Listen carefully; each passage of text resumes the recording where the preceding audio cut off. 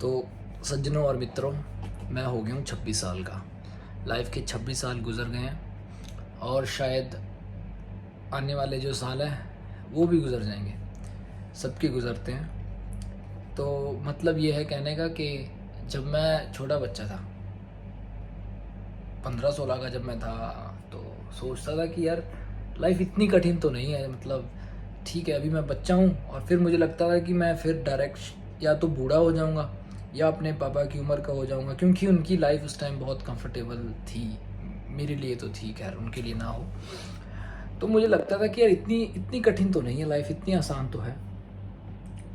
लेकिन जैसे जैसे 17 पार हुआ, 18 पार हुआ, कॉलेज कंप्लीट हुआ, 19, 20, 22, 23, 24 में जब पहुँचे, फिर लगने लगा कि यार आदमी इतनी जल्दी बड़ा होता नहीं है। मतलब उसको बाप बनने के लिए बहुत संघर्ष करना पड़ता है, बहुत ज़्यादा संघर्ष करना पड़ता है। मतलब 26, 27, 28, 29, 30, 31, और फिर जो एक कंफर्ट जोन आता है आपकी लाइफ में 48, 50 के आसपास, मुझे उस टाइम लगता था कि ये कंफर्ट जो है लाइफ में ये सबसे अच्छा है। लेकिन ऐसा है नहीं दोस्तों। लाइफ आपकी है, आपको जीनी है, अपने तौर तरीक़ों पे जीनी है या फिर किसी और के तौर तरीक़ों पे जीनी है, ये भी आपके ऊपर डिपेंड करता है। और ये बहुत हद तक ये डिपेंड करता है कि आप किस परिस्थिति में हो और किसके साथ हो, ये भी बहुत हद तक डिपेंड करता है। तो मतलब आप अपनी लाइफ की पूरी तरह से मालिक भी नहीं हो, क्योंकि जब तक आप कोई काम कर रहे हो, बिजनेस कर रहे हो, कुछ भी कर रहे हो, तब तक आप अपनी लाइफ के मालिक हो नहीं। आप किसी न किसी के अंडर काम कर रहे हो, या तो गवर्नमेंट के अंडर काम कर रहे हो या अपने बॉस के अंडर काम कर रहे हो। तो अंडर में तो किसी ना किसी के काम करना है ज़रूर। तो आज ये हुआ कि आज मैं ऑफिस में बैठा था और टाइम का पता नहीं चला। 8 घंटे मेरी ड्यूटी होती है, 8 घंटे के काम ख़त्म करके घर आ गया और नहीं पता चला 8 घंटे। मुझे लगा कि सिर्फ 3-4 घंटे का काम था और मैं बस आ गया, क्योंकि काम नहीं था, बस फ्री बैठे थे। तो शाम को क्या हुआ कि अभी थोड़ी देर पहले मैं गया था थोड़ा सा वर्कआउट करने। वर्कआउट मैंने किया, आने के बाद मैंने थोड़ा सा मेडिटेशन किया। मेडिटेशन करने के लिए, ध्यान करने के लिए जब मैं बैठा, तो एक मिनट और 50 सेकंड्स के अंदर मुझे ये लगने लगा कि मैं कितनी देर बैठ गया यार, मतलब इतना लंबा नहीं बैठना चाहिए था। और वो जब मैंने टाइम देखा तो सिर्फ 1 मिनट और 50 सेकंड हुए थे। फिर मुझे रियलाइज़ हुआ कि यार हम ना इस वही बात है ना कि माया में हम इतने घुस चुके हैं ना, इस जगत में हम इतने घुस चुके हैं ना कि जो हमारे अंदर एक विस्तृत एक संसार है हमारे शरीर के अंदर, हमारी आत्मा, हम उससे बात नहीं करते।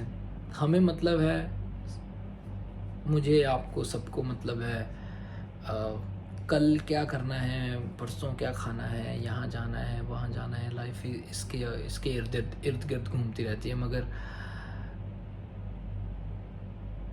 ये भी ज़रूरी है यार। मतलब मेरा जो मानना है ना लाइफ में, मैं बहुत 2 तरीके होते हैं लाइफ को सोचने के। एक तरीका ये होता है कि आप बस, एक होता है ना कि गो विद फ्लो वाला जो सीन होता है कि आपके साथ जो भी हो रहा है, आप पैसे कमा रहे हो, आप खा रहे हो, आप उड़ा रहे हो, ऐश कर रहे हो, तो आपकी लाइफ जा रही है, इट्स ओके, वो जाती रहती है, वो एक दिन ख़त्म हो जाएगी। दूसरा तरीका होता है लाइफ को जीने का कि आपने अपने एक्शंस को देखा, उसको महसूस किया। आपको गुस्सा आया तो आपने रियलाइज़ किया अगले सेकंड में कि मुझे गुस्सा क्यों आया। आपने किसी को गाली दी तो अगले सेकंड में आपको ये रियलाइज़ होगा कि मैंने गाली क्यों दी। आप खुश हो, आपके पास बहुत बड़ी कार है, अगले सेकंड में आपको ये रियलाइज़ होता है कि यार चलो कार भी आ गई, अब क्या, अब मेरे पास ये आ गया, अब क्या।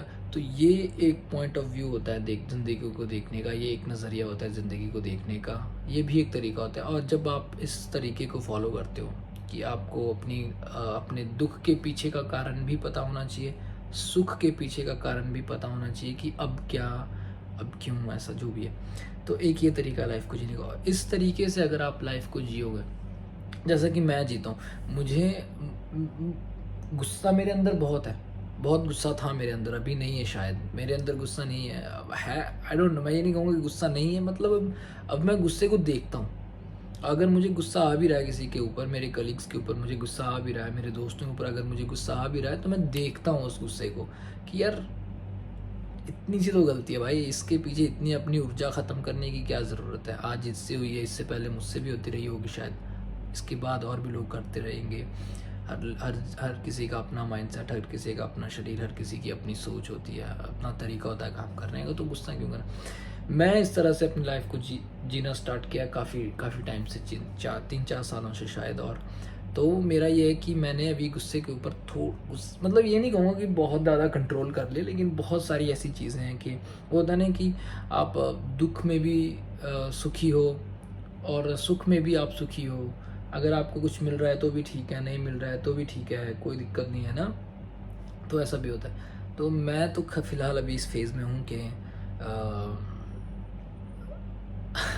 मतलब मुझे ना बहुत ज़्यादा, अब मुझे क्यों कर रहा हूँ मैं, see this is the example कि मैं अपने बारे में ही क्यों बात करूँ, मैं ही क्यों करूँ। तो ये एक कुछ तरीके होते हैं लाइफ को जीने के, और ये बहुत डीप बातें हैं जो अगर आपको समझ में आती हैं तो ठीक है, नहीं आती हैं तो भी ठीक है। मतलब ज़िंदगी तो किसी भी तरह जी जा सकती है ना। और